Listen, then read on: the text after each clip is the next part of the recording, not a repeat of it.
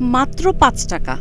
এই সামান্য টাকাকে কেন্দ্র করে ঘটে যায় নির্মম এক হত্যাকাণ্ড। আর সেই ঘটনারই বিচার এলো আজ। ঢাকার অতিরিক্ত মহানগর দায়রা জজ আদালত ১১ আসামি কাজলকে মৃত্যুদণ্ড দিয়েছেন। একই সঙ্গে করা হয়েছে ১০,০০০ টাকা জরিমানা। মামলার তথ্য বলছে ২০১৮ সালের ২০ মার্চ ফার্মগেটের ইন্দিরা রোড এলাকায় ৩০ বছর ধরে কেয়ারটেকার হিসেবে কাজ করা জুলহাস মিয়ার কাছে ৫ টাকা চান কাজল। সামান্য দেরি করায় ক্ষিপ্ত হয়ে ছুরি দিয়ে আঘাত করেন তিনি। গুরুতর আহত অবস্থায় হাসপাতালে নেওয়া হলে চিকিৎসক তাকে মৃত ঘোষণা করেন। ঘটনার পরদিনই গ্রেপ্তার হয়ে আদালতে দোষ স্বীকার করেন কাজল। একটি তুচ্ছ ঘটনা, ক্ষণিকের রাগ, আর তাতেই নিভে যায় একটি জীবন। দীর্ঘ বিচার শেষে আদালতের রায় মিলল সেই ঘটনার চূড়ান্ত পরিণতি মৃত্যুদণ্ড।